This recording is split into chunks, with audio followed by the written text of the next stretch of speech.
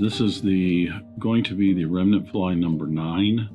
If you're not certain what Remnant Flies are, then there will be a link right up in the upper your right corner to the introduction to what Remnant Flies are. Something I started about a year ago. Basically, they're flies that are put together from a tub of remnant parts, pieces, parts, hooks, weights, things like this that I have. I just grab some stuff and get an idea in my head and put together a fly. I've never done this before. I've never tied this particular fly before. So it's something that I started and I'm resurrecting. Got a couple of them here that I'm going to have on YouTube as well as over on Locals, but then after those two, all of them are only going to be on Locals for about a year or so, and then I'll start publishing those that have been on Locals for a while in the Dressed Irons Guild community over to YouTube.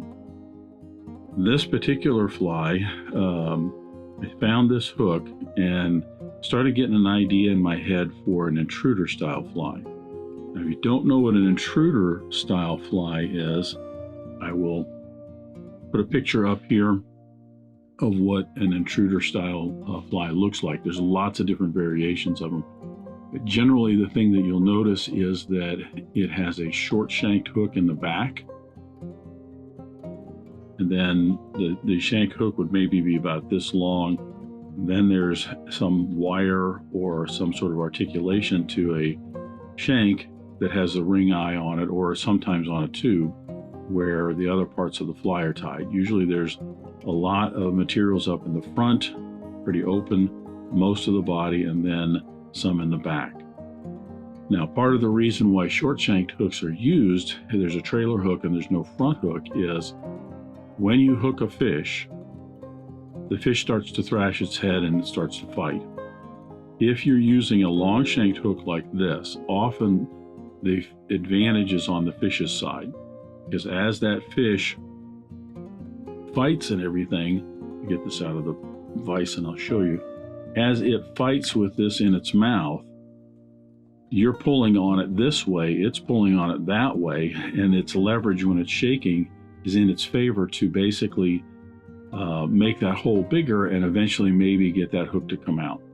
If you have a short shanked hook like this, that maybe it's hooked in there in such a way as it's thrashing around, it's not moving nearly as much, and it's much less likely to maybe tear that hole up a little bit more and then come out. So that's the idea behind short shanked hooks versus long shanked hooks. Now, it just so happens that this is the hook that I had, and it popped the idea in my head, so that's what I'm going to go with. And I have seen some intruders that are tied on a long shanked hook. This is a Mustad R75, which is about a 5x long, maybe 6x long hook. I'm going to debarb this hook because I'm going to put a Chartreuse cone on it that I also found. So in order to get that cone around that bend, I'm going to go ahead and debarb it. It's not a very big cone, and it doesn't have to be a very big cone. It just adds a little bit of weight to it. I'll put the point inside the small opening, and then this cone's a little bit small for this hook. I'm going to have to finagle this a little off screen. If I can even get it around there.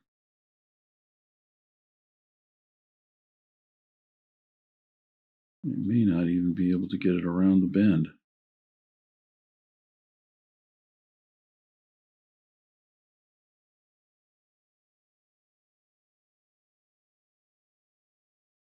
Yeah, the bend on this is pretty steep. Give me 1 second.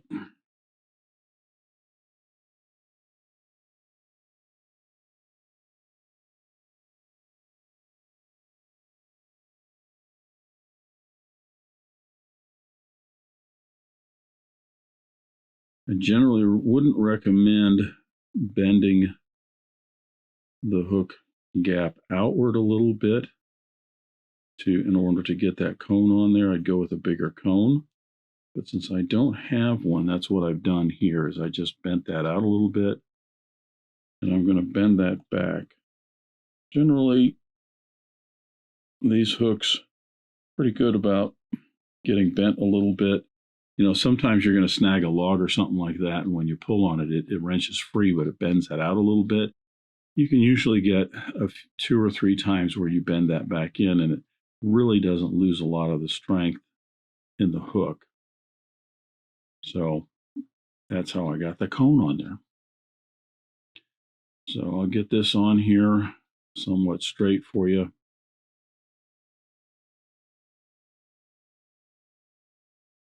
Now for thread, I'm just going to use a Danville 6/0 in black for this. This is going to be a 2-toned intruder with a silver body to it. I'm just going to start my thread at the back here because this is where I'm going to start the fly. I don't have to have, you know, a really nice base layer or anything like that on the back here. First material I'm going to tie in is some purple Marabou.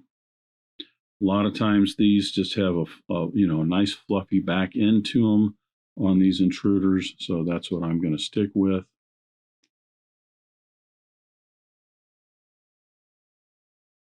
I'm going to tie that and anchor that in real well right at the back end here.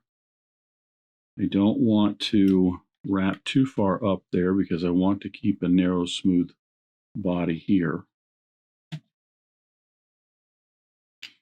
I'm going to bind all of this down just to make it smooth, keeping that smooth right there. Next, I'm going to put in some rubber legs. I've got some black rubber legs, and I'm going to put in a couple rubber legs on both sides. And I'm going to split these up. I'm going to leave these together for now. I haven't split these all the way because it's easier to tie the fly with these together. I'm going to tie these in. I just want the ends of these to be in this little space that is more or less from about the point of the hook back to the end of the body. I'm going to palmer a Schlappen hackle in here in a minute, and it's going to take up that space right there. Then I can cut this the length. While I have it on the side here, I'm going to tie in some flash. This is a Magnum holographic silver Flashabou, I should say. And I'm going to just tie in a couple pieces on top of the legs, just like I did the legs here. These will just give it a little bit of flash in the back end, a little bit of attraction.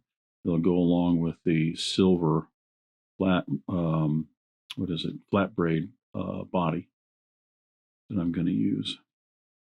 And that too, I'll split these up, kind of stuck together. And that too, I will trim about the length. Then I'll flip this over, do the other side, same thing.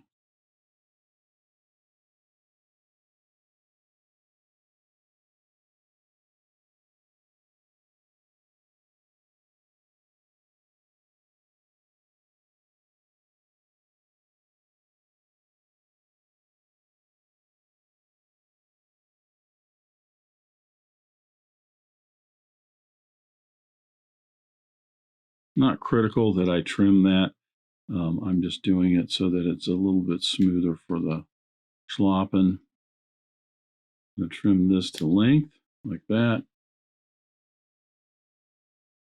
I'm going to tie in a couple more pieces of flash. You could use a different Flashabou if that's what you have, as well as maybe tie those in a little bit different so that they're not laying both side by side. It's up to you.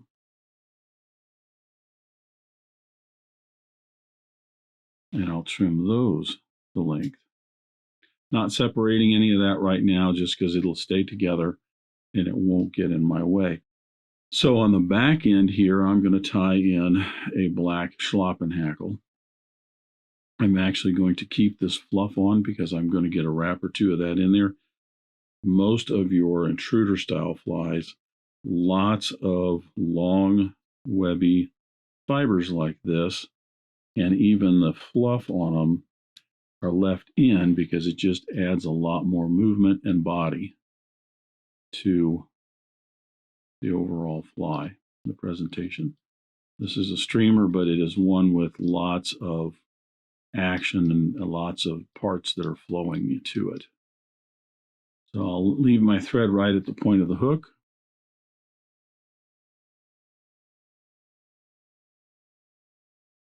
Stroking these back just to try and help them get out of the way. Fold those back a little bit. And I'm going to palmer this in. I should say I'm just going to collar this in. Each wrap's going right in front of the other one a little bit. Doesn't have to be real tight against each one, but I do want to use most of this feather.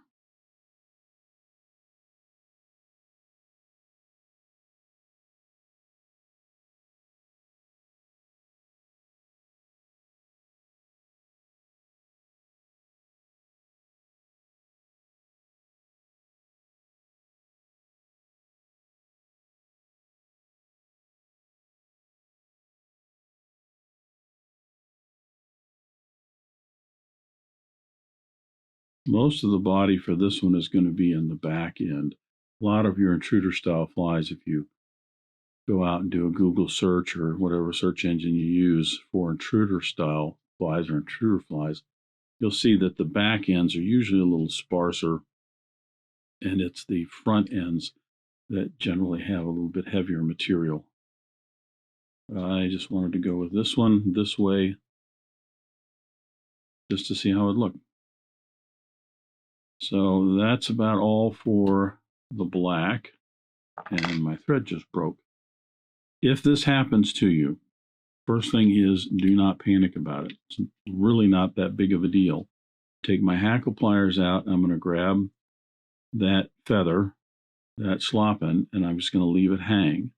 It's going to keep enough tension on there right now that it's not all going to unravel. The thread now, I can trim the ragged end off, rethread my bobbin,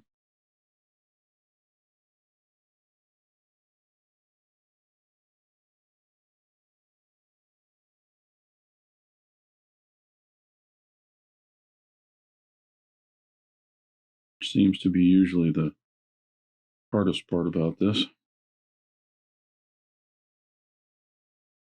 Sometimes wetting the end of the thread helps. It adds a little bit more mass to it. What I'm trying to do here is basically just suck the thread back up through.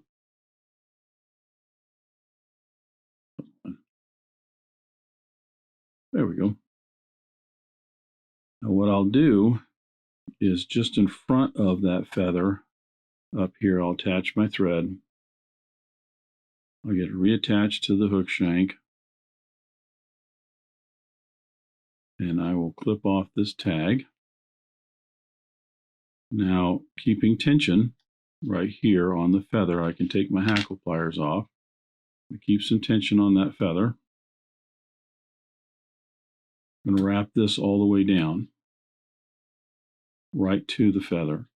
And then I can open it up and bring my thread right over the rachis of that feather and bind that in real well. Most cases for a fly like this, I probably wouldn't even worry about. This is the tag end of broken thread right there. Most cases I wouldn't even worry about it because it blends right in with all that other Schlappen. But just for the sake of showing you how it's done, if you break your thread, I'll trim that off. Come back and start sweeping all of this back. I want to wrap down on those barbs a little bit to make certain that they are swept back in a backwards direction. Smooth this off a little bit for transition for our body material. Okay, so there's our back end, which is pretty much black and purple. Great steelhead colors. Intruder flies are often fished for steelhead. The body on this is going to be some silver flat braid.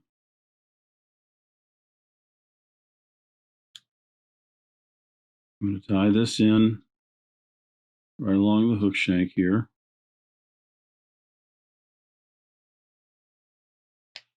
Anchoring that down and wrapping backwards right up against that hackle like that, and then come forward.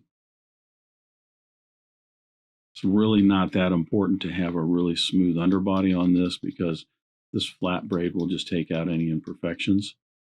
I'm not going to stop right at the cone here. I'm actually going to stop maybe that far away, about an eye length, eye and 1.5 eyes, because the body is not going to run the whole length. I've got another hackle I'm going to palmer. Notice I am overlapping this about halfway. Going to give me a nice little kind of skinny but pronounced enough body right in the middle. This silver is going to show up and flash real well.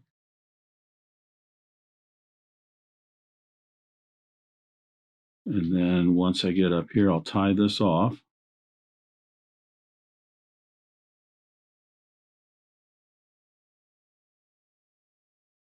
And I'll trim away the excess. Now, if you want to, you can do more up here. You could put some other rubber legs in or something like that. It's up to you. I'm just going to finish this off with a Schlappen feather. I've got a Chartreuse Schlappen to kind of go with the cone up here. And again, if I get into some of the webby stuff up here, that's fine. So I will isolate the tip of this feather, stroking those fibers back. I'll get this tip tied in like that. And the nice thing about these kinds of flies too is you can be a little messy with it. You don't have to trim everything really, really nice and neat. Get my thread right up next to that cone right there. Again, kind of fold some of this back as I palmer this around, or I should say as I wrap this around. Not palmered because it's more or less just a big thick collar. Here I am going to try and get all of my wraps kind of tight in front of the other ones. I want to keep that black thread from showing, and I want to get a nice chartreuse collar in here.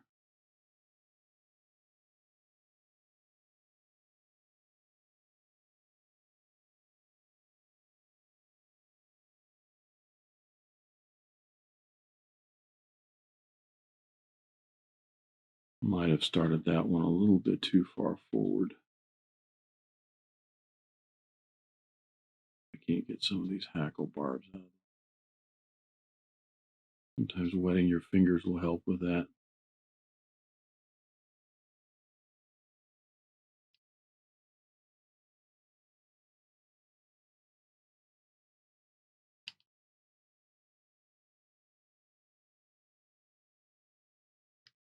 These are not really complicated flies in that you can, again, if they're kind of messy, even sometimes the messier the better.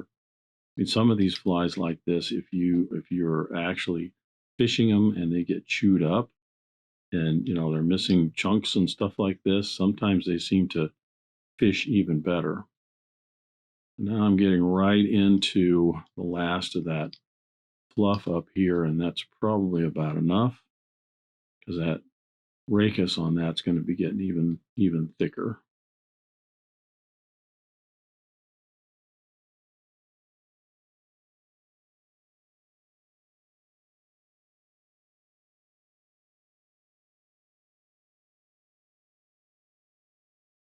So I'm going to get a half dozen wraps in there to secure that. Sometimes you'll be kind of pushing that cone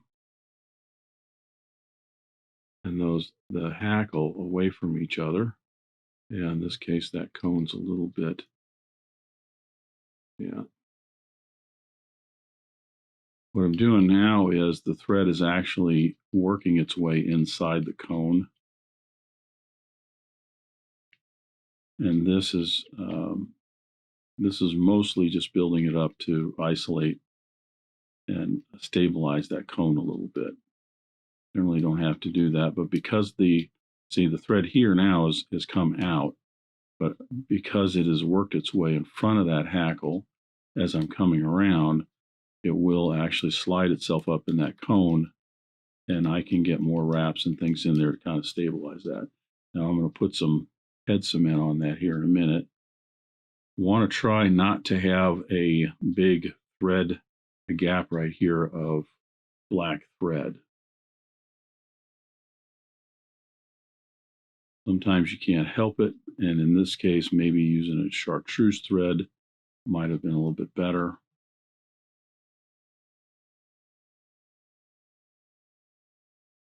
Get my whip finish in there. Thread actually broke off there.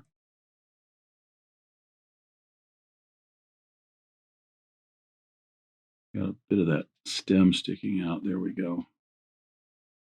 Now, head cement wise, I'm going to put a bunch of head cement right down in here.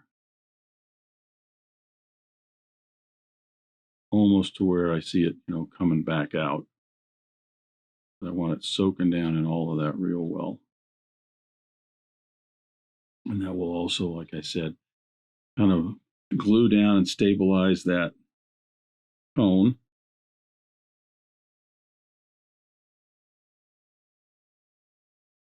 If you got some on the hackles, don't worry about it. Down at the base there, this is all what's going to flow and it's going to move. So when this is in the water, it's got a nice chartreuse head to it that moves, and then it's got the darker tail. So on the back end, the only other thing now is to pop the ends of these, and they'll split up, and then split up those rubber legs and the flash if those are still kind of stuck together. That one's apart. This one is now apart. Okay. So that is the Remnant Fly number 9. Couldn't show you to begin with because I hadn't tied it yet. But that is also kind of an Intruder style fly.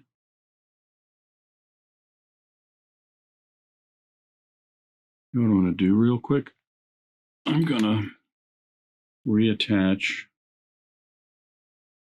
This is some Danville 6/0 Chartreuse, and I'm going to reattach this right up front here. And what this is going to do, another trick you can do with these cones, is it's going to wedge that cone back on top of all that black thread, and it's just going to kind of finish it off. So now it's all still nice and chartreuse up here. There you go. Little unexpected trick there.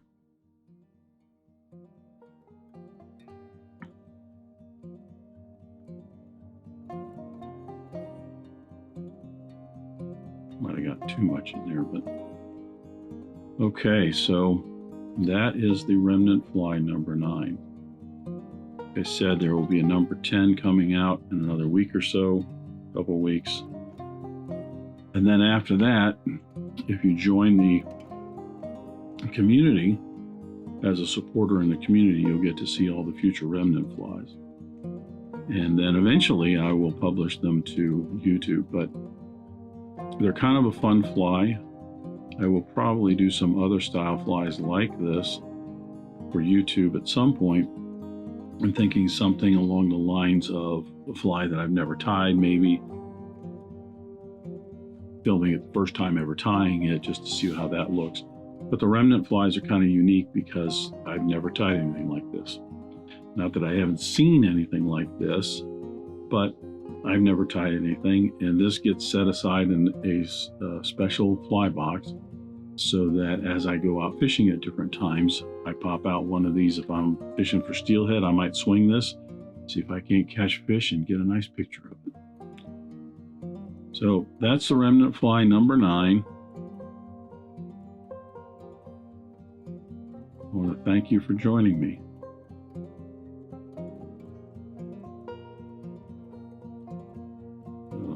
cone didn't quite turn out as good. I probably used a bigger cone. That's the one that I had in my stuff. So there you have it, Remnant Fly number 9. Hope you enjoyed that.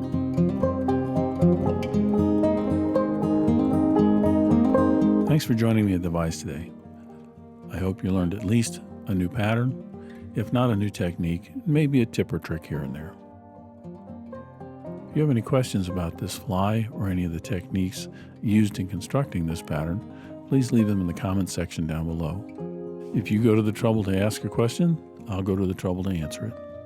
If you'd like to help dressed irons, please share this video with your friends and anybody you think that might enjoy this pattern. Until next time, remember, it's fly tying. If you're not having fun, then you're doing it wrong.